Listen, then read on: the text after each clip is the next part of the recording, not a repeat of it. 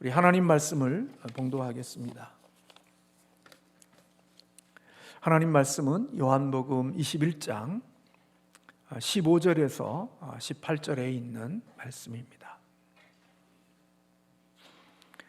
요한복음 21장 15절에서 18절에 있는 말씀입니다. 함께 합독합니다. 그들이 조반 먹은 후에 예수께서 시몬 베드로에게 이르시되 요한의 아들 시몬아, 내가 이 사람들보다 나를 더 사랑하느냐 하시니 이르되 주님 그러하나이다. 내가 주님을 사랑하는 줄 주님께서 아시나이다. 이르시되 내 어린 양을 먹이라 하시고 또 두 번째 이르시되 요한의 아들 시몬아, 내가 나를 사랑하느냐 하시니 이르되 주님 그러하나이다. 내가 주님을 사랑하는 줄 주님께서 아시나이다. 이르시되 내 양을 치라 하시고 세 번째 이르시되 요한의 아들 시몬아, 내가 나를 사랑하느냐 하시니 주께서 세 번째 내가 나를 사랑하느냐 하시므로 베드로가 근심하여 이르되 주님 모든 것을 아시오매 내가 주님을 사랑하는 줄을 주님께서 아시나이다. 예수께서 이르시되 내 양을 먹이라. 내가 진실로 진실로 내게 이르노니 내가 젊어서는 스스로 띠띠고 원하는 곳으로 다녔거니와 늙어서는 내 팔을 벌리리니 남이 내게 띠띠우고 원하지 아니하는 곳으로 데려가리라. 아멘. 지난 주일에 저는 삶의 목적을 발견한 사람이라는 제목으로 하나님의 말씀을 증거하면서 예수님이 이 땅에 오신 삶의 목적을 아셨고 그리고 그 목적을 위해서 이 땅에서 공적인 생활을 하셨을 뿐만 아니라 하나님의 주신 그 삶의 목적을 성취하기 위하여 십자가의 길을 걸어가셨다 하는 말씀을 함께 나누었습니다. 우리는 예수님의 삶의 모습들을 보면서 이 땅에 하나님의 주시는 삶의 목적을 발견한 사람들이 걸어가는 길이 어떤 길일까 하는 것을 대략 짐작할 수가 있습니다. 우리 하나님 앞에서 자신의 삶의 목적을 발견한 사명자들이 걸어가는 길들은 그렇게 화려하거나 편하거나 쉬운 길이 아니라는 것입니다. 때로는 하나님의 주시는 그 길을 걷는 길은 우리에게 어렵고 힘들고 고통이 있는 길이라고 생각이 됩니다. 우리는 그것을 이스라엘 백성들의 역사를 통해서도 알 수가 있습니다. 모세가 장인의 양을 치고 있을 때는 나름대로 편함이 있었을 것입니다. 그러나 그가 하나님의 사명을 받고 이스라엘 백성들을 애굽에서 구원해내는 일들에 대한 그런 하나님의 주신 목적을 가졌을 때 그는 애굽의 최고의 권위자인 바로 왕과 직면해야 되고 그와 대면하고 싸워야 되는 그러한 일들이 그 앞에 있게 되어진 것을 우리는 너무나 잘 압니다. 이스라엘 백성들이 노예로 살아갈 때에는 그저 시키는 일대로만 하고 살아가는 육체적인 고통이 있었지만 하나님께서 그들을 애굽에서 구원해 내셨을 때 그들이 출애굽되어진 다음에 만난 문제는 우리가 잘 아는 두려움의 홍해였습니다. 홍해를 지나서 이스라엘 백성들이 살아가는 삶의 가나안 땅까지 들어가는 과정의 여정을 보면 그들의 걸어가는 걸음 속에 만나는 것은 척박한 광야의 길을 그들이 걸어갔던 것을 볼 수 있습니다. 광야는 고통과 그리고 불편함과 그리고 척박함과 그리고 힘듦이 있는 그런 것이 광야가 아니겠어요? 그런데 하나님께서 이스라엘 백성들을 애굽에서 출애굽한 이후에 그들이 걸어가는 길들을 놓고 보면 결코 편하거나 쉬운 길이 아니라 어렵고 힘들고 고통이 있는 그런 홍해, 광야 이러한 길들을 이스라엘 백성들은 지나갔던 것을 볼 수 있습니다. 오늘날은 어떨까요? 오늘 현대를 살아가는 그리스도인들에게 무슨 특별한 어려움이 있겠습니까마는 그래도 하나님께서 주신 삶의 목적을 발견한 사람들, 하나님 앞에서 사명이 있는 사람들이 걷는 길은 결코 쉬웠고 편안한 길만은 아니라는 생각이 듭니다. 오히려 사명이 있고 하나님의 주신 목적이 있는 사람들이 걸어가는 길은 좁은 길이고 십자가의 길이고 오히려 고통이 있는 그 길을 우리들은 걸어가야 하는 거지요. 오늘 본문은 예수님의 수제자로 알려진 베드로, 그가 예수님께서 십자가에 못 박혀 죽으셨을 때 그는 예수님을 버리고 자기의 옛 직업인 어부로서 갈릴리 바다로 돌아와 고기를 잡고 있었습니다. 자기 혼자뿐만 아니라 다른 동료들과 함께 갈릴리 바다에서 고기를 잡고 있었는데 그들이 밤새도록 고기를 잡았지만 한 마리도 고기를 잡지 못했습니다. 그들이 빈 그물로 아무것도 없는 모습으로 해안으로 가까이 왔을 때 낯선 사람이 나타나서 그들에게 이렇게 묻습니다. 얘들아, 너희에게 고기가 있느냐? 그렇게 묻습니다. 그때에 제자들이 없나이다라고 대답을 하죠. 그때에 그분이 그렇게 이야기합니다. 그물을 배 오른편에 던지라, 그리하면 얻으리라, 그렇게 이야기합니다. 제자들이 이 사람의 말대로 그물을 던졌더니 물고기가 많아서 그물을 들 수 없을 정도로 많은 물고기를 잡았다고 성경은 기록하고 있습니다. 그때 예수님을 사랑하는 자였던 사도 요한이 베드로를 향하여 주님이시다 그렇게 외칩니다. 주님의 사랑받는 이 요한은 자신들을 향하여 그렇게 말씀하셨던 그분이 주님이라는 사실을 알게 되어졌고, 이 소리를 들은 베드로는 옷을 벗고 있다가 겉옷을 두른 후에 바다로 뛰어들어가는 것을 보게 됩니다. 다른 제자들은 배를 타고 고기가 든 그물을 끌고 육지에 도착했을 때 육지에는 그분이 숯불이 준비되어져 있었고 그 위에 고기와 떡이 놓여져 있었습니다. 그분은 제자들을 향하여서 잡은 고기를 가져오라 하고 함께 아침 식사를 했습니다.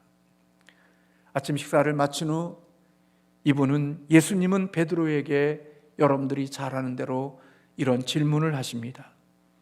요한의 아들 시몬아, 네가 나를 사랑하느냐? 요한의 아들 시몬아, 네가 이 사람보다 나를 사랑하느냐라는 3번에 걸친 질문을 베드로는 듣게 되어집니다. 그리고 예수님의 이 질문 앞에 내가 주를 사랑합니다, 주님께서 아십니다라고 대답하지요. 주님을 사랑한다는 이 고백을 들으신 예수님께서 이 베드로를 향하여서 내 양을 치고 내 양을 먹이라고 양을 먹이는 그러한 사명을 베드로에게 주시는 것을 볼 수 있습니다. 양을 영적으로 먹이는 것뿐만 아니라 양을 적으로부터 보호하고 지키는 사명을 오늘 베드로에게 주님께서 주신 것입니다. 이런 사명을 주신 후에 예수님께서는 베드로에게 이런 말씀을 하십니다. 오늘 본문에 있는 말씀을 보면 과거에는 네가 스스로 띠를 띠고 다녔지만, 젊었을 때는 네가 원하는 대로 다녔지만 이후에는 네가 다른 사람이 너에게 띠를 띠울 것이고 그가 원치 않는 곳으로 너를 데려갈 것이라고 말씀해 주셨습니다. 네가 과거에는 스스로 네가 원하는 대로 삶을 살았다고 베드로의 삶에 대하여 예수님이 그렇게 말씀해 주신 겁니다. 그렇습니다. 베드로는 이제까지 살아오면서 자신이 원하는 대로 살았습니다. 때로는 나는 예수님을 위하여서 죽겠다고 고집부렸던 모습도 베드로에게 있습니다. 예수님을 지키고 예수님을 사랑한다는 이유 때문에 겟세마네 동산에서 검을 빼서 말고의 귀를 잘라내는 열정도 베드로에게 있었습니다. 예수님이 자신의 발을 씻겨주실 때 예수님, 내 발은 씻겨서는 안 됩니다. 내 발을 어떻게 스승인 예수님이 내 발을 씻으십니까?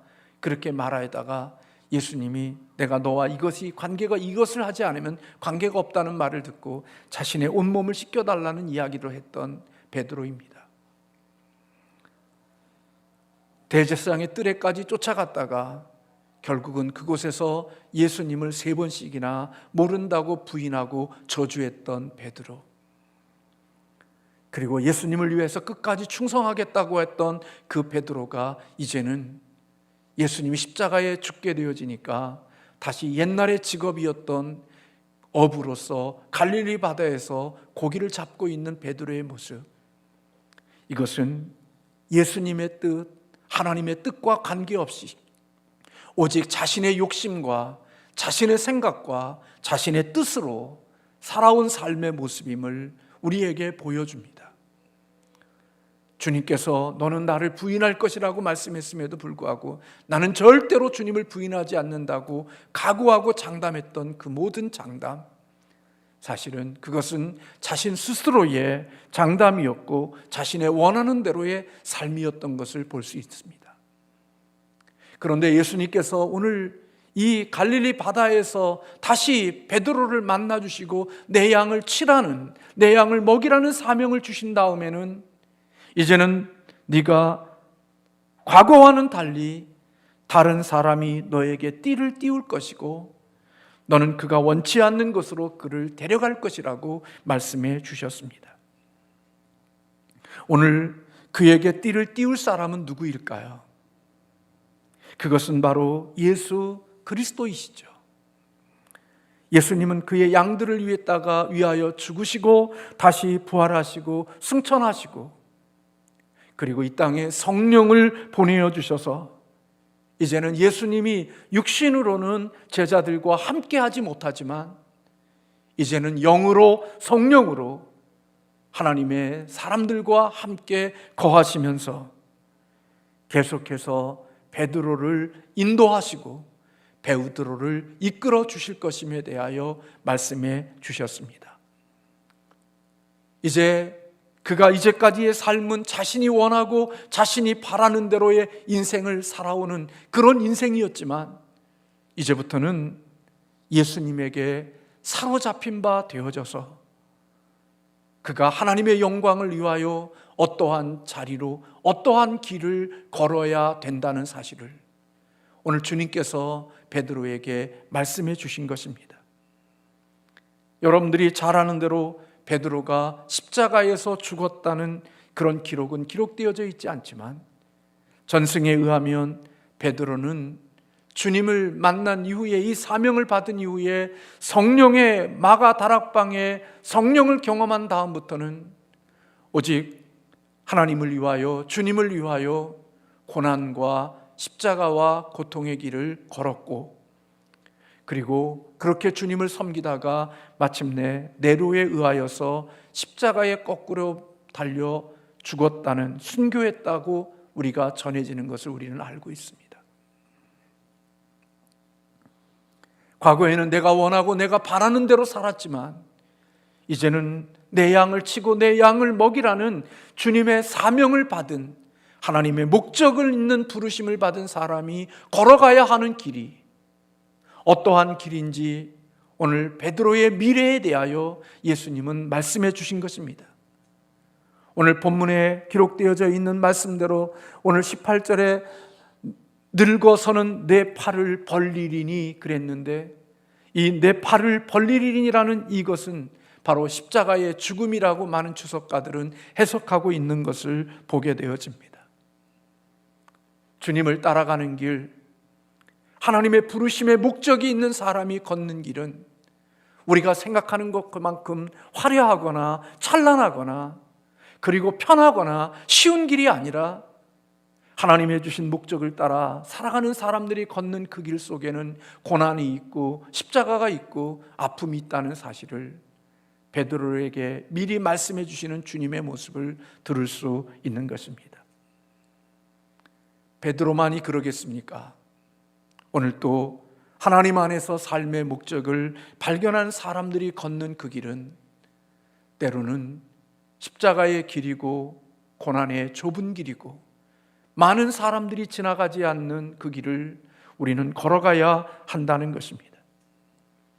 베드로만이 아니라 예수님의 제자로 부름받았던 모든 사람들이 걸어갔던 그 길들은 쉽고 편한 길을 걷는 것이 아니라 그들은 고난의 십자가의 그 길들을 그들은 걸어갔던 것을 볼 수가 있습니다.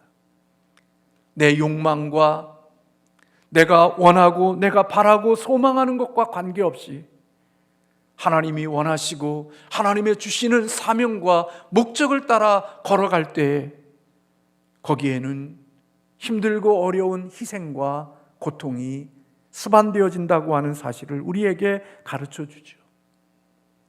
증인으로 살아가는 삶, 증인이라는 그 단어 자체에 순교자라는 의미가 담겨져 있는 것처럼 하나님이 우리를 부르셔서 하나님의 부르심의 목적을 따라 살아가는 사람들 속에는 우리가 생각하고 기대하는 것만큼의 그런 화려함과 편안함이 가득 채워진 것이 아니라 베드로에게 주셨던 말씀처럼 팔을 벌려야 되고 이제는 내가 원하지 않는 곳으로 가야 되는 그런 고난의 십자가가 있다는 사실을 우리 주님은 베드로를 통하여 말씀해 주신 것입니다.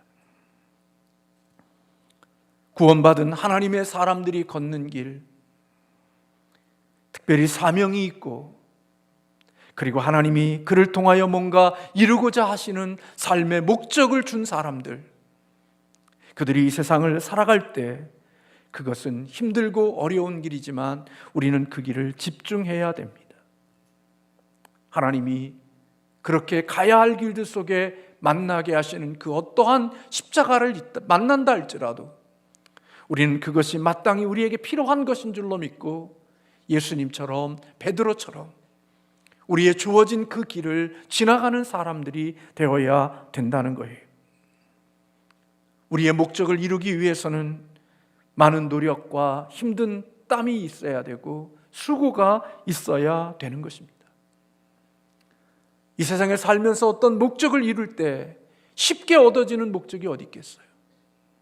오늘 또 우리 교육자들과 함께 그런 얘기를 나눴지만 하나님이 가치 있는 것들은 땀 흘리고 수고하고 애씀으로 얻어지는 것이지 가치 있는 것은 그냥 거저 얻는 것들은 없는 것 같아요. 우리의 인생에 해가 되어지고 우리의 인생에 악이 되어지는 것들은 저절로 우연히 얻어지는 것들이지만 하나님이 우리에게 주시는 복되고 선하고 아름답고 가치 있는 것들은 노력하고 애쓰고 힘쓰고 땀 흘리고 수고하는 그런 삶의 노력이 있어야 우리의 인생의 아름다운 목적들을 이룰 수 있고 보물들을 발견하고 보물을 찾는 사람들이 되어지는 거죠. 다윗이 하나님이 기뻐하는 사람이 되기 위해서는 정말 많은 노력을 했습니다. 그러나 여러분, 다윗이 망가지고 다윗이 무너지는 일을 위해서는 수고하지 않았고 노력하지 않았고 애쓰지 않았고 그냥 단지 한 여인이 목욕하는 것을 본 것뿐인데 그 여인이 목욕하는 그것을 본 그것이 그 삶을 무너뜨리고 그 삶을 고통스럽게 만들었다는 사실을 우리는 너무나도 잘 압니다. 귀하고 가치 있는 것들은 수고하고 땀 흘리고 애써도 겨우 얻을까 말까 하지만 우리의 인생을 무너지게 하고 우리의 인생을 실패로 만드는 것은 우연히 그렇게 쉽게 우리에게 다가온다는 사실을 알 수가 있습니다. 그러므로 하나님의 주신 삶의 목적을 따라 살아가는 사람들이 기억해야 될 것은 그 목적을 이루는 것은 쉽게 편안하게 우연하게 우리의 삶의 목적지에 이르게 되어지는 것이 아니라 찾고 두드리고 구하고 하는 이런 애씀이 있지 아니하면 우리는 우리의 목적지에 이를 수가 없고 하나님이 원하시는 것들을 이룰 수 있는 자가 되지 못한다는 사실입니다. 오늘날 예수를 믿고 주님을 따라가는 사람들 가운데는 쉬운 길, 편한 길, 그리고 십자가가 없는 길, 주님을 따라가다가 십자가를 만나면 그리고 작은 언덕을 만나면 그것은 내가 가야 할 길이 아니라고 생각하고 더 쉬운 길, 더 편한 길로 자리에 길을 옮기는 사람들도 있죠. 왜 그래요? 그들이 살아가는 것은 하나님 앞에서 자신의 삶의 목적을 발견하지 못한 거예요.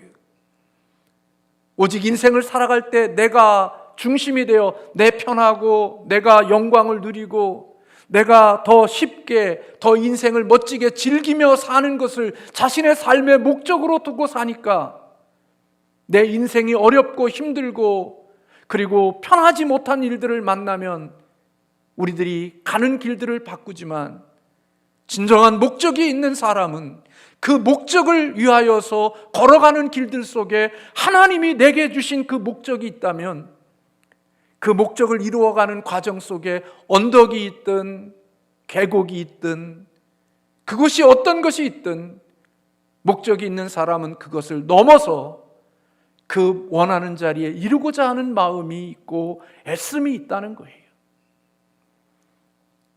저와 여러분은 비록 힘든 길이고 십자가를 만나는 길이 있다 할지라도 여러분들이나 저와 그 길을 집중해서 걸어갈 수 있는 믿음의 사람들이 되어지시기를 주님의 이름으로 소원합니다.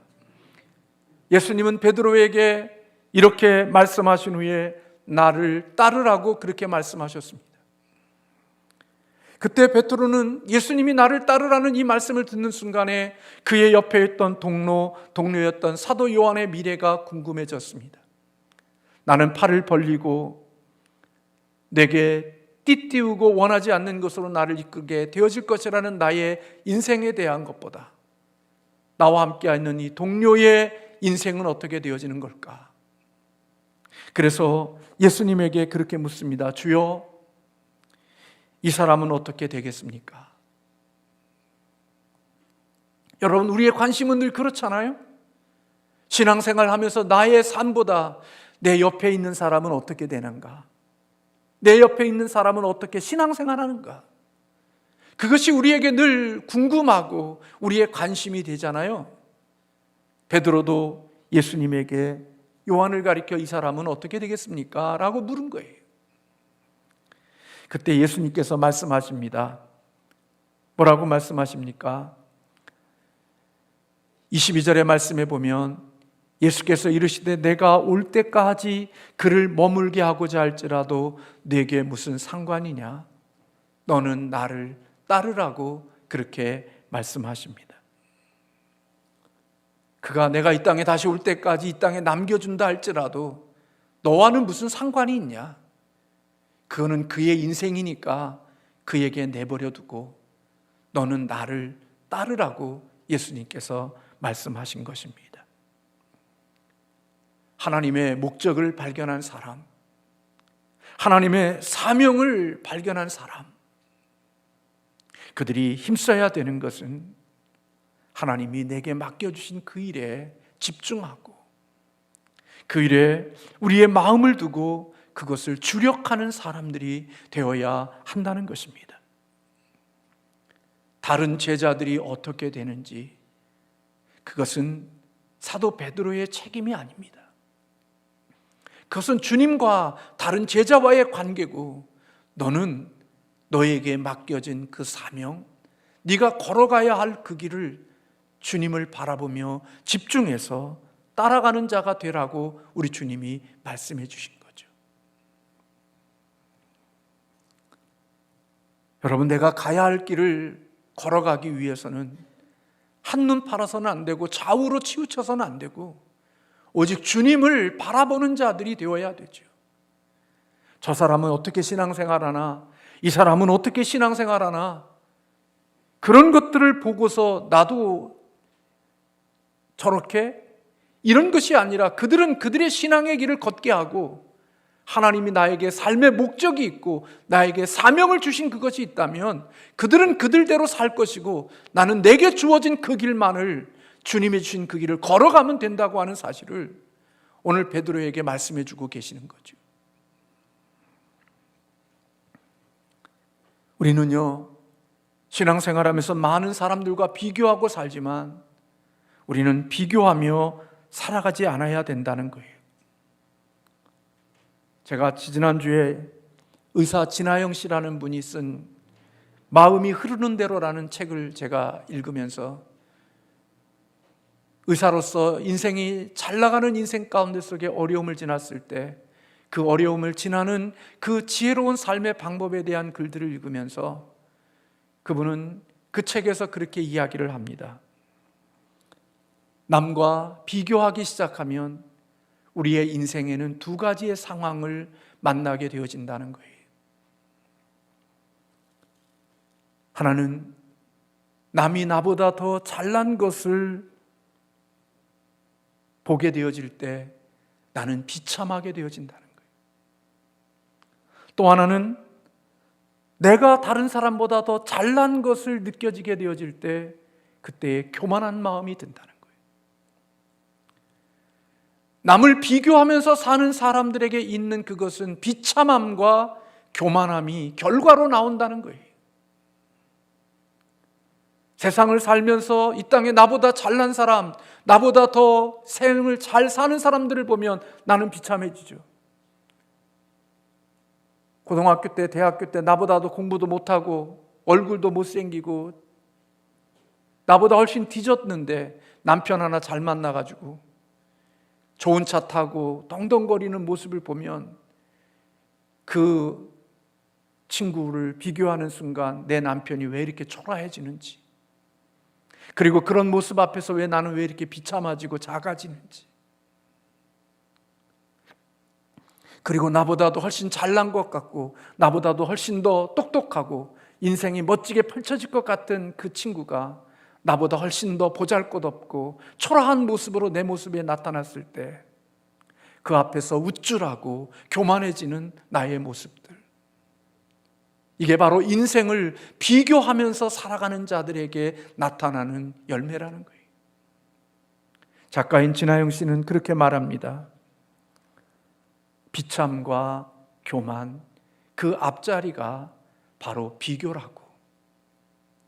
비교하며 사는 사람들의 삶은 결국 비참함이든지 교만함이든지 두 가지 중에 한 가지이고, 결코 이 비참함과 교만함은 우리의 인생을 더욱더 행복하거나 더 미래를 향하여 나아가게 하는 일에 도움을 주지 못한다는 거예요. 그래서 저자는 그렇게 말합니다. 오렌지와 사과는 비교의 대상이 될 수 없다는 거예요. 사과는 사과끼리 비교해야지 오렌지와 사과를 비교하는 것은 비교하는 사람이 어리석다는 거예요. 사과는 사과대로 좋은 거고 오렌지는 오렌지대로 좋은 것이고, 사과는 사과대로의 맛이 있는 것이고 오렌지는 오렌지대로의 맛이 있다는 거예요. 그러니까 그 비교할 대상이 아니라는 거예요. 제가 인생을 살아가면서 느끼는 것 중에 한 가지가 있어요. 사람들을 지나가면서 사람들을 유심히 보거든요. 근데 정말 하나님이 기가 막히게도 얼굴을 닮은 사람이 하나도 없다는 거예요. 오늘 여기에도 있지만 쌍둥이도 달라요. 하나님이 기가 막히게 하셨어요. 다 하나님의 각자마다 다 다른 인격체로, 다른 모습으로 만들어 주셨다는 거예요. 우리가 생각할 땐 똑같은 인간이지만 하나님이 그 인간 개체마다, 한 인격마다 하나님은 개인마다 하나님이 특별하게 지으신 각자 나름대로의 오렌지와 사과로서의 하나님이 이 땅에 있게 하신 거죠. 우리 자녀들도 내가 낳은 자녀들이지만 그 자녀들도 각자마다 하나님의 한 인격체로 그들을 이 땅에 존재하게 하신 거죠.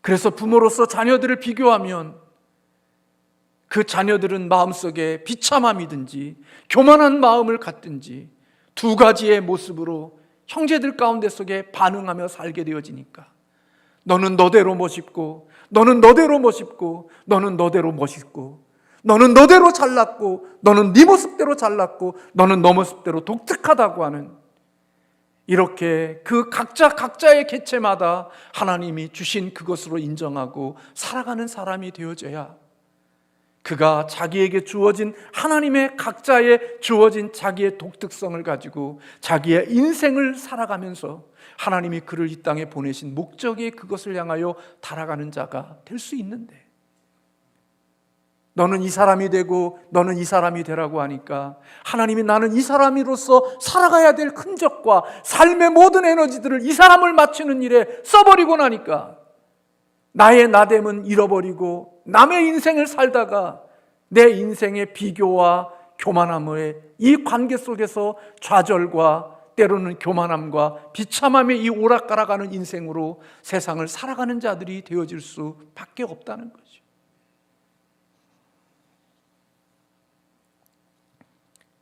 하나님의 주신 사명이 어떻게 다 같겠어요? 우리의 몸의 지체가 다 다르듯이 하나님이 우리에게 주시는 사명과 우리의 주신 삶의 목적이 다 같을 수 없잖아요. 어떻게 모두가 눈이 되어지고 어떻게 모두가 입이 되어지고 모두가 어떻게 귀가 될 수 있겠어요? 눈은 눈으로서의 역할을 하고 귀는 귀로서의 역할을 하고 입은 입으로서의 역할을 하면서 하나님의 목적을 향하여 가면 되는 거지요.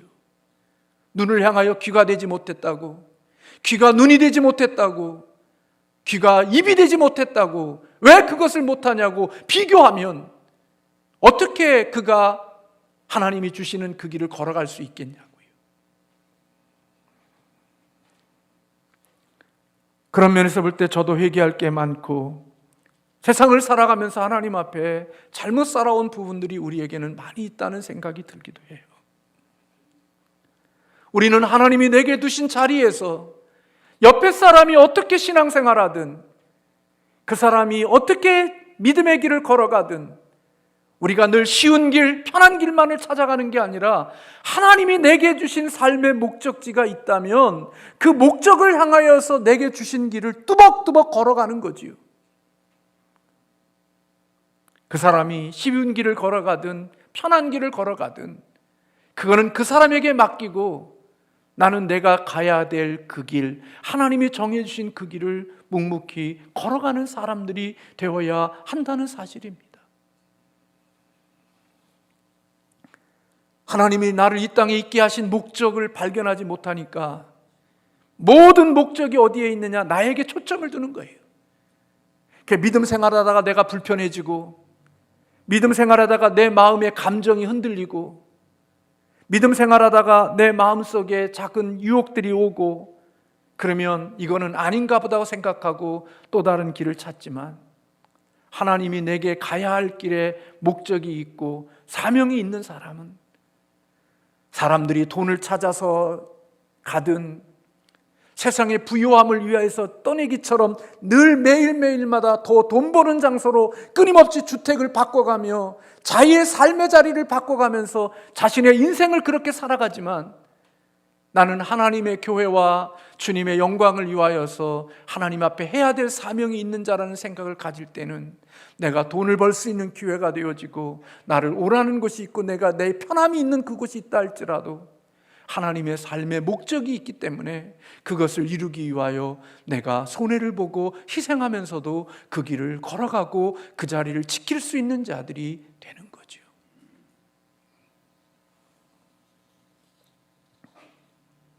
사랑하는 성도 여러분, 저 사람은 어떻게 될까? 저 사람의 신앙은 어떻게 될까? 그거 비교하지 마시고 그건 각자마다 하나님 앞에서 주님 앞에서 결산할 일입니다. 하나님이 내게 주신 자리, 내게 주신 그 길을 잘 걸어갈 수 있는 믿음의 사람들이 되어지기를 저와 여러분이 되기를 주님의 이름으로 축원합니다. 여러분, 사명이 있는 사람, 목적이 있는 사람은 움직입니다. 활동합니다. 땀 흘립니다. 수고합니다. 애씁니다. 목적이 없는 사람들은 게으르고 나태하고 빈둥빈둥거리지만 내 삶에 목적이 있고 가야 할 길이 있는 사람들은 운동하고 움직이고 활동하고 일하며 땀 흘리는 자들이 되어질 수 있습니다. 노아는 하나님의 주신 목적이 있었기에, 하나님의 부르신 사명이 있었기에 사람들이 비웃고 조롱해도 노아는 한결같이 그 긴 시간 동안을 땀 흘리며 일했고 땀 흘리며 방주를 지었던 것 여러분이 아실 겁니다.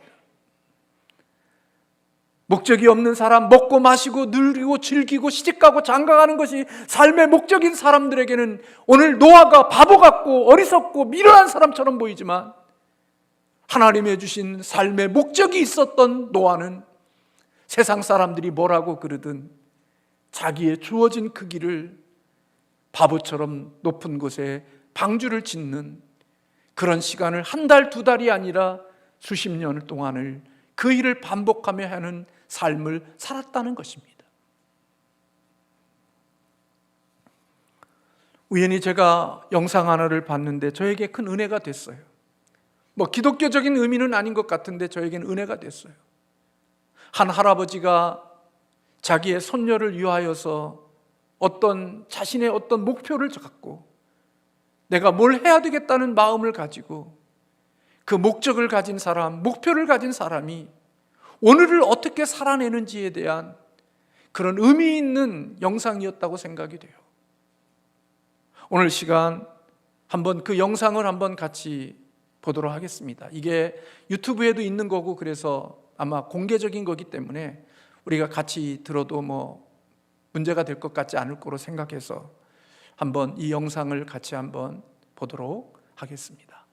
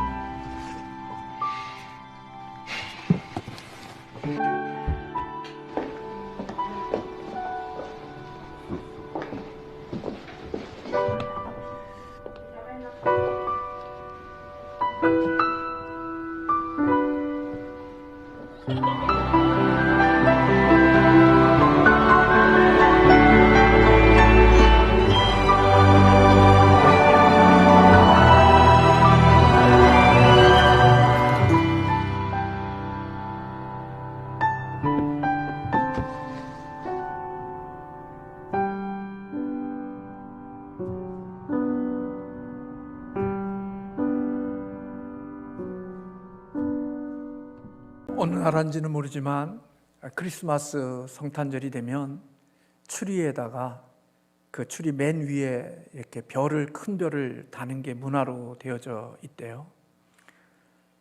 이 할아버지가 손녀를 높이 들어서 그 별을 달게 해주고자 하는 마음이 있어서 그 소녀를 들기 위해서 아령으로 끊임없이 힘든 몸을 입고 운동을 해서 몸에 근력을 키워서 성탄절에 그 손녀에게 별을 달게 해주는 그런 영상이라고 제가 알고 있어요. 좋은 할아버지가 된다는 것, 그리고 감동 있는 뭔가를 가진다는 것, 그것은 그냥 되는 게 아니라는 거예요. 우리 아이들과 함께 뭔가 또 책을 좀 나누고 싶고, 또 우리 아이들에게 좀 더 인성과 성품에 대한 그런 마음들이 좀 더 따뜻한 성품들을 가지는 아이들이 됐으면 좋겠다는 마음을 가지고 저희 집사람과 함께 독서 지도 과정을 공부하면서 같이 했던 70대 넘으신 머리가 하얗고 키가 작은 사모님이 계십니다. 그분은 손주들 가운데 아마 몸에 정신적인 약함이 있는 손주를 두고 계시는 것 같아요. 오자 70이 넘은 그런 연세에도 지하철을 타고 버스를 타고 교육장까지 와서 공부를 하고 돌아가는 그런 모습들을 보면서 우리가 귀하고 가치 있는 것들은 그냥 되는 것이 아니라는 생각이 들어요. 저도 나이가 들어가면서 이제는 할아버지가 되었고 또 이제 살면서 손주와 함께 만날 때 저는 손주와 대화할 수 있는 할아버지가 됐으면 좋겠다는 생각을 갖거든요. 개인적으로. 대화라는 것은 일방적으로 지시하고 명령하고 통제하는 것은 대화가 아니잖아요. 서로 마음이 통하고 서로 마음을 이야기할 수 있고 마음을 들을 수 있는 그런 것이 되어져야 대화가 되는 거 아니겠어요?